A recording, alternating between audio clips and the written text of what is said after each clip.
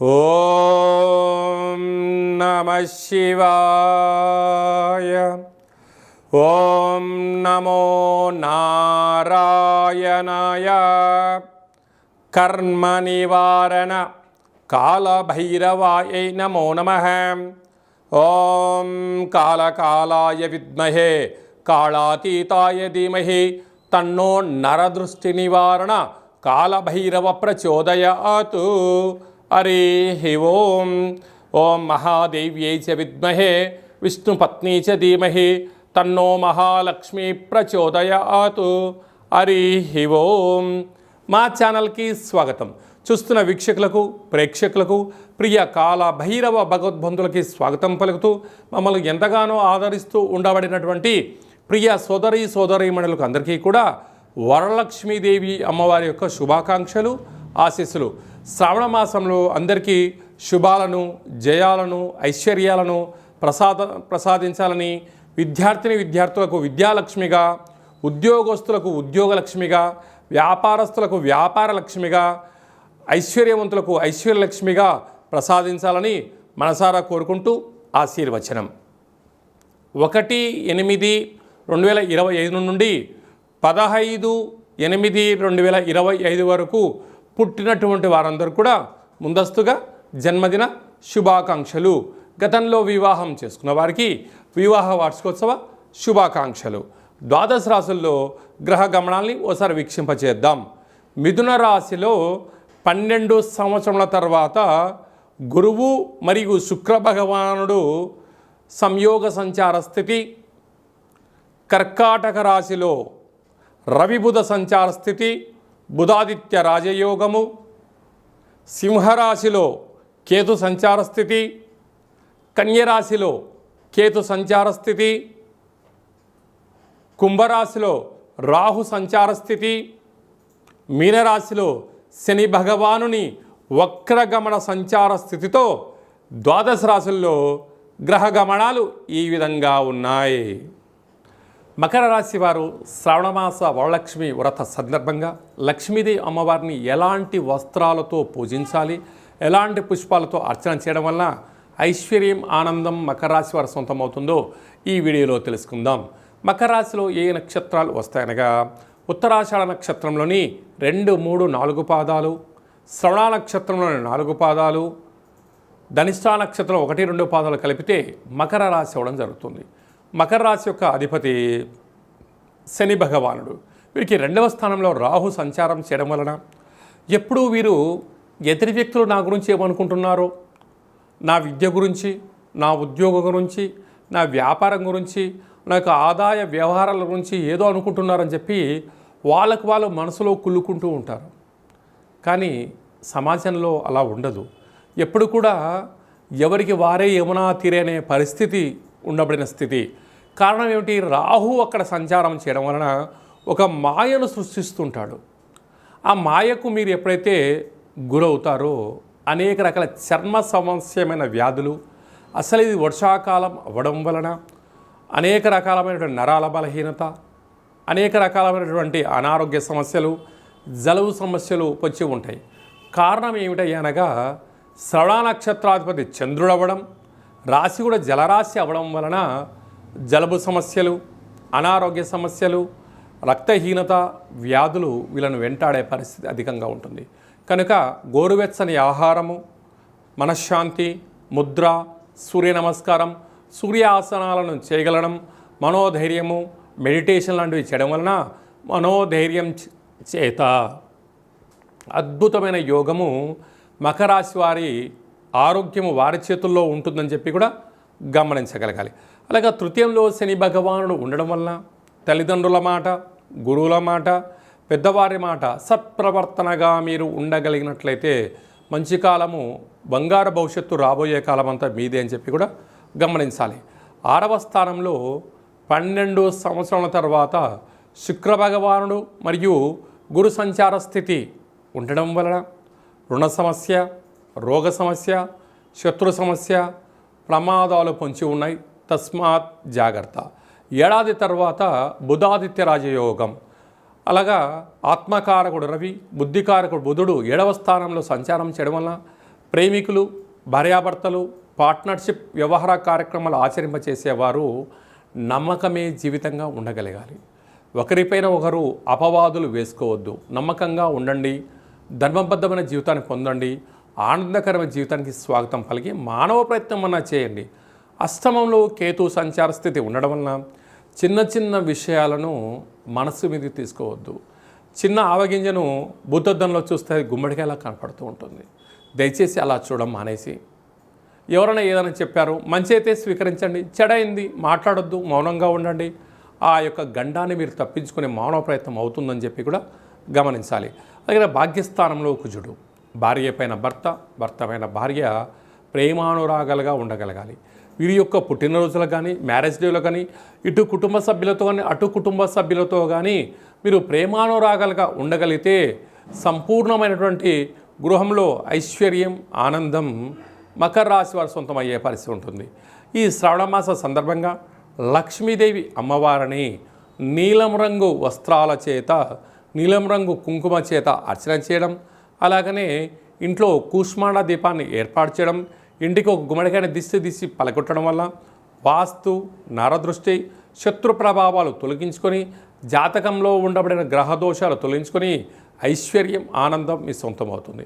అలాగే నీటి వ్యాపారస్తులు, హోటల్ వ్యాపారస్తులు, ఆహార ఉత్పత్తులు, స్వయంవృత్తులు, అలాగనే మార్కెటింగ్ రంగంలో ఉండేవారు, ఆయుర్వేద వ్యాపార కార్యకలాపాలు చేసే వారందరికీ కూడా చాలా మంచి తరుణం అని చెప్పి గమనించాలి. మనకు శ్రావణ మాసంలో ముఖ్యమైనటువంటి పండగల గురించి క్లుప్తంగా, సవివరంగా, సంపూర్ణంగా తెలుసుకుందాం. 1వ తారీఖు 8వ నెల 2025 శ్రావణమాస శుద్ధ అష్టమి శుక్రవారము సందర్భంగా ఆ రోజు స్వాతి నక్షత్రం అయింది కనుక స్వాతి నక్షత్రంలోనే సాక్షాత్గా మహాలక్ష్మీదేవి అమ్మవారు జన్మించడం జరిగింది కనుక కళౌ వెంకటనాయక అనగా వెంకటేశ్వర స్వామి వారిని స్మరించడం, ధ్యానించడం. మనము పసుపు రంగు వస్త్రంలో 27 నాణెములను ఉంచి, కొబ్బరికాయను ఉంచి, నవధాన్యాలను ఉంచి ముడుపు కట్టడం వలన వచ్చే సంవత్సరం లోపల లక్ష్మీదేవి మన ఇంట స్థిర నివాసంగా ఉంటుందని చెప్పి గమనించాలి. 8వ తారీఖు 8వ నెల చాలా అరుదైనటువంటి కాంబినేషన్. 1-1-7-7 అంటే 7 కొండలు 7వ తారీఖు ఎలా చెప్పుకుంటామో 8వ నెల 8వ తారీఖు 2025 శ్రావణమాస 2వ శుక్రవారము మనం వరలక్ష్మి వ్రతం అని ఉంటాం. భూమండలం అంతను కూడా పెద్ద పండగ. మనం ఏ రోజు అమ్మవారిని స్మరించినా, ధ్యానించకపోయినా ఆ వరలక్ష్మి వ్రతం రోజున గృహంని శుద్ధి పెట్టుకొని, ఇంటి సింహద్వారానికి మామిడాకులను ఏర్పాటు చేసుకొని, లక్ష్మీదేవి అమ్మవారిని ఇంటికి ముగ్గుతో స్వాగతం పలికి, యథాశక్తిగా లక్ష్మీదేవి అమ్మవారిని పారిజాత పుష్పాల చేత కానీ, మల్లె పుష్పాలతో కానీ, విరజాజులతో కానీ, చామంతులతో కానీ, ఇంకొంచెం శక్తి కలిగినటువంటి భక్తులు వెండి పుష్పాలతో కానీ, ఇంకొంచెం శక్తి కలిగిన భక్తులు బంగారు పుష్పాలతో అర్చన చేయడం వలన లక్ష్మీదేవి అమ్మవారి యొక్క కృప కటాక్ష వీక్షణ వారికి కలుగుతుంది. ఇక్కడ వస్తువు ప్రధానం కాదు, భక్తి ప్రధానము కనుక అమ్మవారిని మనస, వాచ, కర్మణ ఎవరైతే పూజిస్తారో వారికి అద్భుతమైన లక్ష్మీదేవి అమ్మవారి యొక్క ఐశ్వర్యం కలుగుతుంది. అలాగనే గృహంలో అందరూ నిత్య సౌభాగ్యం, నిత్యము ఐశ్వర్యం ఉండడం కోసము మనం ఆ రోజు ఏం చేస్తామంటే వరలక్ష్మి వ్రతాన్ని ఏర్పాటు చేసుకొని, శనగలను నానబోసుకొని, పాయసాన్న భక్ష్య భోజనాలు ఏర్పాటు చేసుకొని బంధువులకు, మిత్రులకు, స్నేహితులకు, సన్నిహితులకు ఆ రోజు మనం పేరంటానికి పిలిచి వారికి లక్ష్మీదేవి అమ్మవారి యొక్క పేరు చెప్పి వాయన తాంబూలాన్ని ఇస్తూ ఉంటాం. అనక శ్రావణ మాసంలో మన ఇంటికి వచ్చిన ప్రతి ఒక్క పురుషుడు నారాయణ స్వరూపమని, స్త్రీమాతలు ఆడవారందరూ కూడా లక్ష్మీమాత స్వరూపమని భావించాలి. వచ్చిన వారిని సగౌరవంగా ఇంటికి ఆహ్వానం చేసి వాళ్ళు కాళ్ళు కడుక్కోమని చెప్పి వారి యొక్క కాళ్ళకు పసుపును పూసి వారికి కంఠం దగ్గర గంధపు చుక్కను పెట్టి చేతికి కంకణాన్ని కట్టి వారి చేత మనస్ఫూర్తిగా అమ్మవారికి ఒక మంగళహారతి ఇప్పించి యథాశక్తిగా మనకి ఏది శక్తి కలిగితే భగవంతుడికి ఫలం పత్రం పుష్పం తోయమన్నట్లుగా యథాశక్తిగా వారికి మనము వాయన తాంబూలాన్ని ఇవ్వగలిగినట్లయితే వారు మనస్ఫూర్తిగా తీసుకొని దీర్ఘాయుష్మాన్ భవ దీర్ఘసుమంగళీ భవ శీఘ్రమేవ పుత్రికా ప్రాప్తిరస్తు అఖండ రాజయోగ ప్రాప్తిరస్తు అని చెప్పి పెద్దవారు ఏది ఆశీర్వదిస్తే ఆ ఇంటి యొక్క గృహిణికి యజమానికి విజయం కలుగుతుంది. ఇక్కడ మనకు విశేషం ఏమిటయ్యా అంటే లక్ష్మీదేవి అమ్మవారి దగ్గరికి ఒక రాజు వెళ్ళి పూజ చేశాడు అనుకోండి, రాజేంద్ర నరేంద్రుడిలాగా ఆశీర్వచనం ఇస్తుంది. అంటే వచ్చినవాడెవరు? రాజు. పరిపాలన చేసే యోగ్యత శక్తి కోసము రాజరాజేశ్వరి స్వరూపంగా ఆశీర్వచనం ఇస్తుంది. ఒక చిన్నపిల్లలు వెళ్ళి దండం పెట్టుకున్నారు, విద్యాలక్ష్మిగా ఆశీర్వచనం ఇస్తుంది. వ్యాపారస్తుడు వెళ్ళాడు, ఆకర్షణ లక్ష్మీ గణపతిగా ఆశీర్వచనం ఇస్తుంది. అంటే వెళ్ళిన వ్యక్తి యొక్క స్థితిని బట్టి ఆ అమ్మ మనల్ని కాపాడుతుంది. కనుక మన ఇంటికి గృహానికి వచ్చిన వారందరినీ కూడా మనము ఎంత చిత్తశుద్ధితో గౌరవిస్తామో వారి యొక్క మనసులోంచి వచ్చే ఒక ప్రతి మాట వీళ్ళు మాట్లాడుతున్న మాట కాదు, సాక్షాత్తుగా వైకుంఠంలో ఉండబడినటువంటి లక్ష్మీమాతనే వీరి యొక్క మనసులో దూరి వీరి యొక్కతో ఆశీర్వదింపచేస్తుంది అని చెప్పి మనం గమనించగలగాలి. ఈ విధంగా మనము లక్ష్మీదేవి అమ్మవారిని స్వాగతం పలుకుతూ అమ్మవారి యొక్క సేవ ఎవరైతే చేస్తామో వారందరికీ కృప కటాక్ష వీక్షణ అందరికి కూడా ప్రసరించాలని కోరుకుందాం. ఇంకొంచెం శక్తి కలిగింది అనుకుందాం. ఇంటి యొక్క గృహిణి యజమాని ఎంత బరువు అయితే ఉంటారో అంత బరువు కలిగినటువంటి లక్ష్మీ నాణ్యములను రూపాయి బిళ్ళలను తులాభారం చేసుకొని భక్తులకు ప్రసాదంగా పంచగలిగినట్లయితే రాబోయేటువంటి 7 తరాల వరకు ధనానికి ధాన్యానికి ఐశ్వర్యానికి లోటు ఉండదని చెప్పి గమనించాలి. అందుకే కళవు వెంకటనాయక అనగా వెంకటేశ్వర స్వామి వారి దగ్గరికి వెళ్ళిన వారికి రూపాయి బిళ్ళలతో తులాభారం చేస్తూ ఉంటారు. మధుర వెళ్ళిన వారు వెన్నతో తులాభారం చేస్తూ ఉంటారు. మనకు తెలంగాణ రాష్ట్రంలో సమ్మక్క సారక్క దేవాలయం దగ్గరికి వెళ్ళిన వారు బెల్లంతో తులాభారం చేస్తూ ఉంటారు. ఎందుకయ్యా అనగా ఆ తులాభారాన్ని చేయడం వల్ల వారు ఎంత బరువు అయితే ఉంటారో అంత బరువు కలిగిన పదార్థాన్ని దాన ధర్మము చేయడం వలన ఐశ్వర్యము ఆనందము యోగము రాజయోగము ఆ అమ్మవారు మనకు ప్రసాదిస్తుంది. కనుక ఈ శ్రావణమాస సందర్భంగా మనమందరము కూడా ఇలాంటి తులాభార మహోత్సవ కార్యక్రమంలో పాల్గొందాం, అమ్మవారి యొక్క ఆశీస్సులు పొందుదాం. ఐశ్వర్యానికి ఆనందానికి మన ఇంట లక్ష్మీదేవి స్థిర నివాసంగా ఉండాలని కోరుకుందాం. అదే కాకుండా మనకు 9వ తారీఖున రాఖీ పూర్ణిమ, రక్షాబంధనము, జంధ్యాల పండగ అంటారు. అనగా బ్రాహ్మణ వైశ్య క్షత్రియ విశ్వకర్మలు పద్మశాలీలు ఈ 5 వర్ణాల వరకు యజ్ఞోపవీతం ఉంటుంది. ఆ రోజు యజ్ఞోపవీతాన్ని మార్చుకోగలగాలి. తల్లిని మించిన దైవము లేదు, గాయత్రి మంత్రాన్ని మించినటువంటి మంత్రము లేదు, సుదర్శన యంత్రాన్ని మించిన యంత్రము లేదు అని చెప్పి మనకు వేదం చెప్తుంది. కనుక నువ్వు ఏ రోజు ఏం చేసినా చేయకపోయినా ఈ శ్రావణమాస పూర్ణిమ సందర్భంగా యజ్ఞోపవీత ధారణ చేసి కనీసం ఒక 108 సార్లు, కుదరలేదు కనీసం 27 సార్లు గాయత్రి మంత్రాన్ని ఓం భూర్భువత్స్వః తత్స్వవితుర్వరేణ్యం భర్గో దేవస్య ధీమహి ధియో యో నః ప్రచోదయాత్ అనేటువంటి మంత్రాన్ని ప్రాతకాలము మధ్యాహ్నము సాయం సంధ్య గావిత్రి సావిత్రి మహాసరస్వతి అంటే అమ్మవారు ఈ 3 రూపాల్లో ఉంటూ మనల్ని కాపాడుతూ ఉంటుంది. అయితే బ్రాహ్మణులకు ఎవరైనా దండం పెడితే దీర్ఘాయుష్మాన్ భవ దీర్ఘసుమంగళీ భవ అని ఆశీర్వదిస్తుంటారు. అంటే అది ఎక్కడి నుంచి వస్తుంది? గాయత్రి మాత వాళ్ళను రక్షిస్తుంది. వైశ్యుల అంటే కోమటోళ్ళు వైశ్యాసు దగ్గరికి వెళ్ళి మనము నమస్కారం పెట్టామనండి, వాసవి మాత దేవ్యీ నమో నమః అంటారు. అంటే వాసవి మాత వాళ్ళను చల్లగా ఆశీర్వదించడం వలన, వాళ్ళు త్రాసు తక్కడను పూచడం వల్ల వాళ్ళు అపార కుబేర సంపన్నులు అవుతారు. విశ్వకర్మలు ఉంటారు, వారు శిల్పాలను చెప్తూ ఉంటారు, వడ్రంగి పనులు కార్యకలాపాలు చేస్తూ ఉంటారు. అంటే సృష్టికి ప్రతి సృష్టి చేసే శక్తి విశ్వకర్మలకు ఉంటుంది. అందుకే అంత కృష్ణ పరమాత్ముడు కూడా అక్కడ సంపూర్ణమైనటువంటి ద్వాపర యుగమంతను కూడా ఒక మాయా ప్రపంచాన్ని సృష్టించాడని చెప్పడం జరుగుతుంటుంది. వారు ఈ మంత్రాన్ని ఉచ్చరింపజేయడం వల్ల వారు చేస్తున్న పనులలో నైపుణ్యత పెరుగుతుందని చెప్పి గమనించాలి.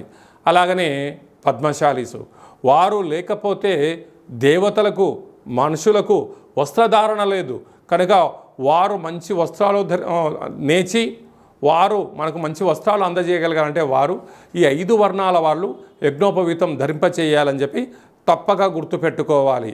అలాగనే మనము శ్రావణమాస పూర్ణిమ, రాఖీ పూర్ణిమ అనగానే సోదరుడికి సోదరి, అటు అక్క కానీ ఇటు చెల్లెలు కానీ వీరు వెళ్ళి వారి యొక్క యోగక్షేమాలు కనుక్కొని అన్నకు రక్షాబంధనము కట్టడం వలన ఆ అన్నా చెల్లెల యొక్క బంధము మైత్రి ఆజన్మాంతం ఉంటుంది. చూడండి, మనం అమ్మ అంటాం అంటే 2 పెదాలు కలుస్తాయి, నాన్న అంటాం 2 పెదాలు విడిపోతాయి. కానీ అన్న అనగానే అమ్మలో సగభాగం, నాన్నలో సగభాగం, అంటే అమ్మలో సగభాగం, నాన్నలో సగభాగం. అలాంటి సోదరుడికి సోదరీమణులు వెళ్ళి రక్షాబంధనాన్ని కట్టి వారి యొక్క ఆశీర్వచనం తీసుకొని వారి నోటిని తీపి చేయడం వలన వారు ఆజన్మాంతంగా బావమరిది బతుకు కోరుతాడు అని చెప్పి మనకు ధర్మాలు చెప్తూ ఉంటాయి. ఏదన్నా వ్యాపారాలు చేసేటప్పుడు, ఏదన్నా ఆలోచనలు చేసేటప్పుడు సొంత తమ్ములను కూడా పక్కన పెట్టి బావమరిదిని పక్కన పెట్టుకోమని చెప్పి పెద్దవాడు చెప్తూ ఉంటారు. ఎందుకనగా తన చెల్లెలి క్షేమాన్ని తన అన్న కోరుకుంటాడు, భావక్షేమాన్ని బావమరిది కోరుకుంటాడు. కనుక ఇలాంటి రక్షాబంధనము రోజునన్నా కనీసం అండదమ్ముళ్ళు అక్కా చెల్లెలు కలిసి ఒక వేడుకగా చేసుకునే ప్రయత్నం చేయగలగాలి. అంటే 64,000 జీవరాశులలో అత్యుత్తమైన మానవ జన్మ. ఈ జన్మలో తెలుసో తెలియకో ఒక తల్లి గర్భంలోంచి మనం అందరం బయటకు వచ్చాం. కనుక ఆ రక్త సంబంధము అనేటువంటిది ఇలాంటి రోజులలోనైనా కలిసి అన్నక్షేమ కార్యక్రమాలు, సోదరి యోగక్షేమాలు, ఒకరినొకరు ఉభయ కుశలోపరి అని తెలియచేయడం కోసమే మన సనాతన హిందూ ధర్మం పెట్టింది. చూడండి, మన సనాతన ధర్మంలో ఎంతటి గొప్పతనం ఉందో. మనకు నాగుల చవితి రోజు పుట్టలో పాలు పోస్తాం, భూమాతకు పూజ చేస్తాం. అలాగనే వృషభాలకు పూజ చేస్తాం, అంటే జంతువులకు పూజ చేస్తాం. సోదరీమణులకు శ్రావణ మాసంలో వసుదైక కుటుంబము అనగా అందరం కలిపి ఒక చోట చేసుకొని వేడుకను చేసుకుంటాం. అందుకే మన సనాతన సాంప్రదాయానికి అంత పెద్ద గొప్ప విలువలు, అంత పెద్ద ఐశ్వర్య జీవన విధానం ఉంటుంది. కనుక చిన్న పొరపాట్లు ఇట అండదమ్ముళ్ళు చేయొచ్చు, అక్కా చెల్లెలు చేయొచ్చు.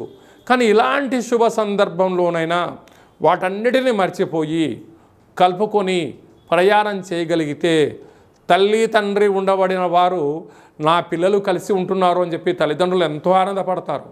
తల్లిదండ్రులు లేనటువంటి వారందరూ నేను లేకపోయినా నా కొడుకు నా కూతురుతో మైత్రిని, మంచి స్నేహ సంబంధాన్ని కలిసి ఉంచుకుంటాడని చెప్పి గతించిన పితృదేవతలు ఆశీర్వచనం వలన ఇరువురు కుటుంబాలు బాగుంటాయి, ఇరువురు యొక్క వంశము ఆ చంద్రార్కం వరకు కలిసి ఉంటుందని చెప్పి మనకు వేదం చెప్తుంది. కనుక మనిషి అనేటువంటి వారు చిన్న తప్పులు చేస్తూ ఉంటారు. చెల్లెలు ఏదో తప్పు చేసి ఉండొచ్చు, అన్న కూడా ఏదో అని ఉండొచ్చు. కానీ ఇలాంటి సందర్భాలలో దయచేసి ఏది మనసులో ఉంచుకోవద్దు. అన్నీ మర్చిపోయి అన్న చెల్లెలతో మాట్లాడడంలో తప్పలేదు, చెల్లెలు వచ్చి అన్నతో మాట్లాడడం తప్పలేదు, ఇరువురు కుటుంబాల్లో ఎవరు కుటుంబానికి వెళ్ళినా తప్పలేదు. వెళ్ళి ఆ యొక్క రక్త సంబంధాన్ని, ఈ జన్మకే మనం రక్త సంబంధమే ఉంటాం కనుక ఈ జన్మలో ఉండబడినటువంటి మైత్రి బంధాన్ని కాపాడుకుందాం. భావితరాలలో మన పిల్లల్ని కూడా వారికి మన రక్త సంబంధం ఇది, నువ్వు చెల్లెలతో ఇలా ఉండాలి, నువ్వు అన్నతో ఇలా ఉండాలి. మనం ఆచరింపచేస్తే మన పిల్లలు ఆచరింపచేస్తారు, మనం ఆచరించలేదు మన పిల్లలు ఆచరింపచేయరు. కనుక అందరికీ సోదరీమణులకు అందరికీ కూడా, సనాతన ధర్మ సంరక్షకులకు, జ్యోతిష్య అభిమానులకు అందరికీ కూడా రక్షాబంధన శుభాకాంక్షలు. అందరికీ శుభాన్ని, జయాన్ని, ఐశ్వర్యాన్ని ప్రసాదించాలని మరొక్కసారి మహాలక్ష్మీదేవి అమ్మవారిని కోరుకుందాం.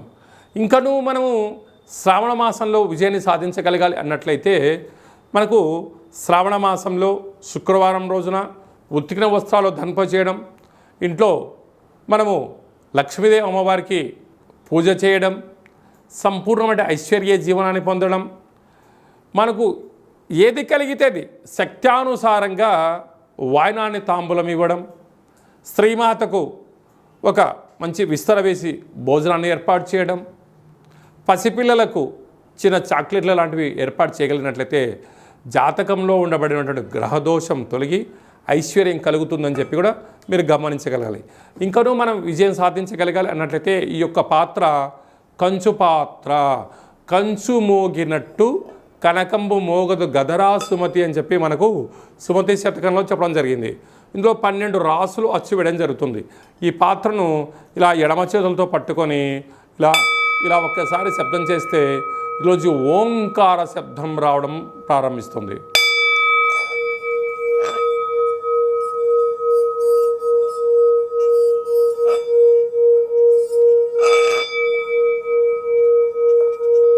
ఇలా శబ్ద తరంగాల్ని ఏర్పాటు చేయడం వలన ఉదయము సాయంత్రము మనము పూజ చేసిన తదనంతరము గృహంలో మనం ఇలా ఓంకార శబ్దాన్ని సృష్టించడం వలన గ్రామంలో, దేశంలో సంచరించేటువంటి లక్ష్మీదేవి గళ్ళు గళ్ళుమంటూ మన ఇంట్లోకి రావడం, మన ఇంట్లో ఉండబడినటువంటి జ్యేష్ఠాదేవి బయటికి వెళ్ళిపోవడం జరుగుతుందని చెప్పి కూడా గమనించాలి.